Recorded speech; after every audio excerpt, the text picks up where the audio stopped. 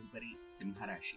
సింహరాశి వారు ముఖ్యంగా ఈ వారమంతా కూడా నదీ తీరాలను సేవించడం లేదా సముద్ర తీరాలను సేవించడం, అలాగే పచ్చిక బయళ్ళలో పిల్లలతో, భార్యా పిల్లలతో కాలం గడపడం సూచనగా ఉంది.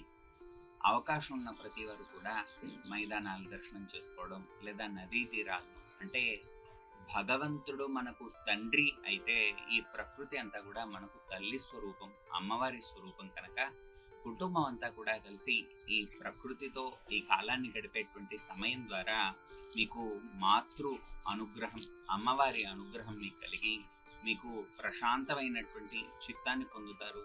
ఇంట బయట కూడా ఆహ్లాదకరమైనటువంటి వాతావరణం మీకు ఏర్పడుతుంది. తద్వారా మీకు భవిష్యత్తులో శుభ పరంపర పెరుగుతూ ఉంటుంది. పిల్లల్లో కూడా మానసికంగా వికసనం పెరుగుతూ ఉంటుంది. ముఖ్యంగా పిల్లల ఎదుగుదలకు చాలా తోడ్పడుతూ ఉంటుంది. ఈ కాలంలో పిల్లల ఎదుగుదల పైన మీరు ముఖ్యంగా శ్రద్ధ చూపవలసినటువంటి సమయం కాబట్టి ఇవన్నీ కూడా మీరు చేయవలసిందిగా